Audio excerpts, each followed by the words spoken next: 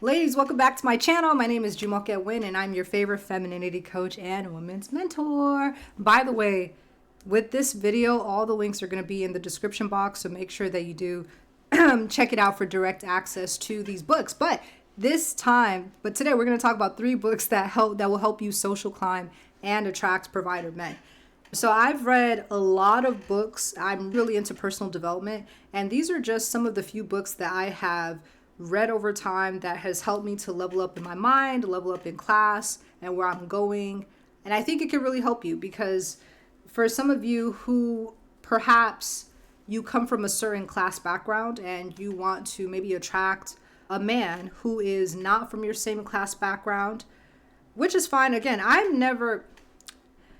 don't care what you want. If you want what you want, that's fine.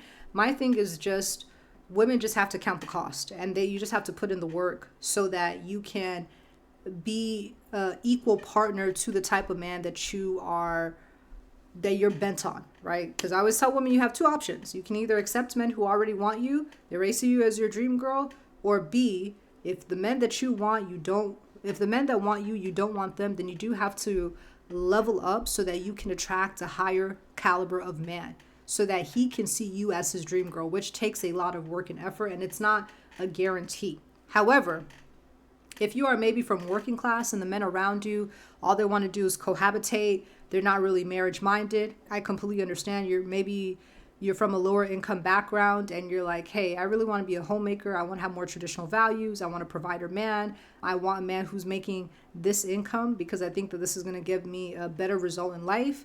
That's fine. Just know that since you don't come from that class, you have to put in work to level up to that class. So I'm going to break these books down. Oh, it's not 3 books. Haha, it's 7 books. Excuse me. 7 books, right? Yes, that I'm going to go through, broken down in 3 categories. Okay, so the first category of books is just helping you understand class and class values. I'm always and class is such a tricky thing to talk about because class is that unspoken, it's like that elephant in the room that nobody wants to talk about, but it's there, right? So different classes think in different ways. Even if you just go from working class to middle class to affluent class, they think about life differently. They think about money differently. They think about relationships differently. They think about opportunities differently, even their locus of control. Usually people of more affluent class, they have more of a internal locus of control. So they believe that they are the driver of their own life. And when I say that, because I know some people say, but God, yes, we know that God is obviously going to put the path on whatever path you're on. But you're not going to see someone from affluent class, for example. And I always use just basic examples so that everyone understands. Someone is not going to sit here and say, I want to be a medical doctor and say it's out of my control. Do you see what I'm saying? They're going to say, I have the ability to control whether or not I study. I have the ability to control whether or not I go to school, whether or not I pass this exam, how many times I take this exam, going to residency, whatever the case is. But if this is the goal, I know that the onus is on me, right? But people who are of a different class, they don't think that same way, right? They think that I can't do it because no one's giving me handouts. No one's doing this for me. It's the government. It's the economy. It's God. It's luck, right? It's chance. This person got rich because they're lucky. This person has a good relationship because she was just favored and she just did something. She was more blessed than I was. You see what I'm saying? They think completely differently, okay? And if you want to level up so that you can actually attract a more high caliber provider man, you need to understand class, okay? If you want a man that is in a different class than you are, you can't just demand it and think it's going to fall from the sky. So these are 3 books that I recommend that I really enjoyed. Honestly, I should even go back and read some of them again because I'm telling you, they would read you for filth, right? They would read you for filth. So the first book is The Top 10 Distinctions Between Millionaires and the Middle Class by Keith Cameron Smith. Whoo, boy, baby. When I read this book, it was a quick read. I think it took me a few hours to read the entire book. And I was like, dang, That's why, wow. Like, it was so eye-opening. Like, it was like someone spelled it out so simply. Okay, this is how the middle class thinks. This is how they think about life, opportunities. This is how millionaires think, right? This is how they operate. That's it.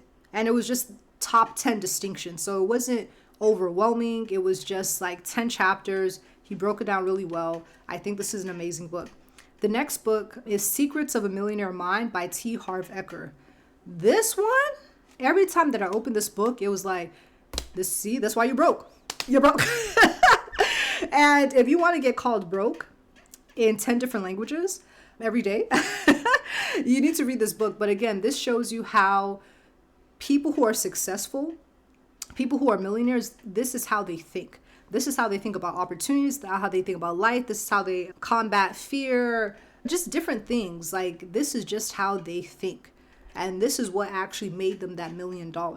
Because for some women, again, you just want to reap certain benefits without even being a suitable helper, an equal partner to this type of man. And I'm not saying that this is just to be with a millionaire, but there's a lot of helpful things that you can pick up that will show you how people from a different class, from a higher class, think. Okay. And the last book is The Millionaire Next Door by Thomas J. Stanley, PhD, and William D. Danko, PhD. Okay. And this book, it was a lot more dense, and I just forced myself to get through it. No, I think I listened to the audiobook. I listened to the audiobook of this, but it was very eye-opening because most of the millionaires in the United States are not what you think. And it gave me just more of an understanding of the difference between having a high income and having a high net worth, and how people of a high net worth, how they handle money differently, the values that they have, so that I understand, oh, okay, wow, well, this sounds like a lot like this. Things were starting to piece together. And I was also able to shift my perspective on how I see money. Because for some women, again, you're concerned about a high income, but a man can have a high income but be a terrible steward of his finances and have a very low net worth, which is really what you need to be looking at, right? So most millionaires actually are not even making a high net worth. They're like, making 70,000 per annual, but they have like maybe a business, they have investments, they live simply, they live below their means. So it was super interesting to read and to see how actual millionaires who are net worth millions of dollars, you would never know. You're right. They could be blue collar people people who have boring businesses like laundromats and trucking businesses, right? Just really boring businesses, but their net worth speaks louder. Okay, so now let's transition to the next category, and this is how to become a high class lady. So first we need to just understand different class values in general, like how does someone from a different class background, how do they think? What are some values that you might need to adopt yourself so that you can social climb and hold more conversations and be more equally aligned with this type of man? But next is more about you. Okay, so the first book is Becoming a Woman of the Finest Class by Eunice Leong Tan. This was an excellent book. This was a book more about, again, class, but like how do women of a higher socioeconomic class, how do they carry themselves? How do they think about education? How do they think about money? How do they think about, it's really a book about increasing your pedigree as a woman. So again, if you come from a lower socioeconomic class and background, this is a really good book for you to start so that you can see, okay, this is how a woman who's of a higher class, how is she distinguished, right, from the rest? How is she a woman of the finest class? How is she more refined? And it's not just about how she looks, because too many women, they focus more on how a woman looks, but how does she speak? What are her hobbies? How does she maneuver in different spaces? What is, again, her pedigree? What's her education? XYZ. Okay, so this was a great book. Definitely recommend. Next is, oh, by the way, when it comes to the book Secrets of a Millionaire Mind, I forgot to mention this, but just so I don't forget, I think he cusses maybe a couple of times in it. So if you're sensitive to that, might want to pass it up. It's not like enough for it to be, that's why I almost forgot about it. It's not enough to be like the worst thing in the world, but I know everyone has a different conviction. And from time to time, he does reference like a higher power or the universe or something like that. But you, again, if you want someone who is not secular, I don't have any like Christian millionaire books, unfortunately, to recommend to you. I think it was a great read in total. I think you can just chew the meat and spit out the bones. However, if you're someone who's more sensitive to secular works, then, maybe this whole list might not be for you. But especially that book, he doesn't mention it a lot. Like, it's really sprinkled in really randomly. Okay, really randomly, but I did want to give you that heads up so you're not like, oh, Jamaica is like promoting the secular book. I'm just letting you know. But I do think it's a great read overall.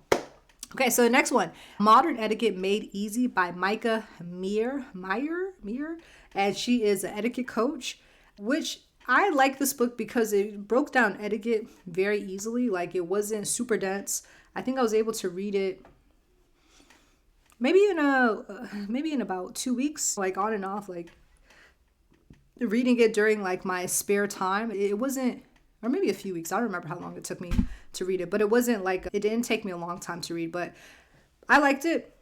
It was very easy to consume, easy to implement. So if you want to learn more about etiquette and being a classy lady and how to conduct yourself, then I think that was a good book, because I do have another etiquette book that I have not really fleshed out. It's like the one by, it's the famous one, right? The famous one that is just super dense. And I have not combed through that book yet. But this book I did comb through. So I'm only recommending books that I've actually read. And like I said, I don't know if I said this already, but if you want me to review any of these books, or if you want me to do some type of series and breaking these books down and having some type of book club type of thing, then make sure that you leave a comment below. And lastly, the last category is to level up your mind and your habits. Okay, once you understand different class values, you understand, okay, how to carry yourself as a woman, now you actually have to start to change to become that type of person, right? And that's usually people's sticking point.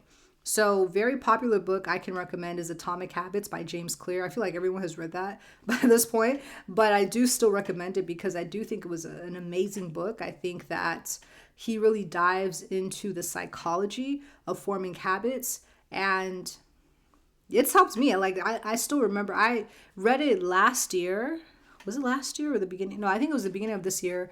And it took me about 3 months to read it, simply because it was so dense. The other books, I was able to read it quickly, consume it quickly, or listen to the audiobook. But this was something that I could not glance through. Like, I had to take notes in my notepad on my phone.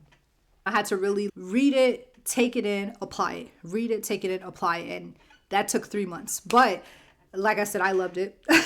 It helped me to get more consistent when it comes to going to the gym and really understanding, okay, if I want to achieve a certain goal, how do I go about that? How do I make these habits stick in the long term? So it was great for me. And the last book I can recommend is The Compound Effect by Darren Hardy. This is like a pre-Atomic Habits book. It's more condensed, but it's really just, to me, I liked it because unlike other like motivational speaking books, this was like, hey, it was similar to Atomic Habits. I think Atomic Habits probably got a lot of ideas from The Compound Effect, but like I said, it was shorter to read. It was easier to read. I was able to listen to the audiobook of this one and get through. I think I've actually listened to this twice. But yeah, it's just like a kick in the butt. It's stop sucking. You have to fall in love with the mundane. I think I enjoy this book because it was the first time that I heard that. I'm like, oh, okay, so this is not supposed to be fun. Right? When you're trying something new, people focus too much on fun and comfort, and you have to just fall in love with doing the same repeatable thing over and over again until it compounds, right? Hence, roll credits, The Compound Effect. But these small actions that you're taking every day are eventually going to compound over time. But if you're so focused on having a big result right now, then, So I think for me, it just put into perspective about life and about expectations of the things that you want in life, and really just putting in certain efforts of certain levels of work.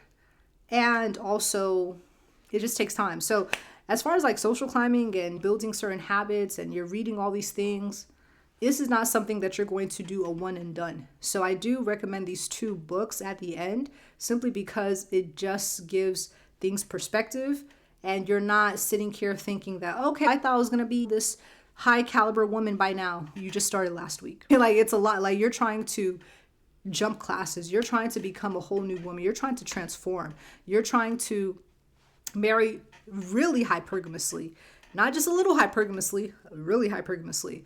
You're trying to marry a provider man.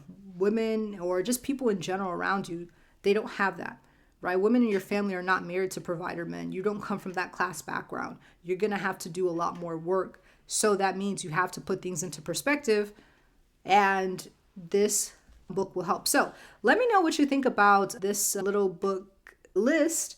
And like I said, if you want me to do some type of, what do they call it, Sam? If you want me to do some type of book review for any of these books, let me know in the comments below, and I'll see you guys later. Bye.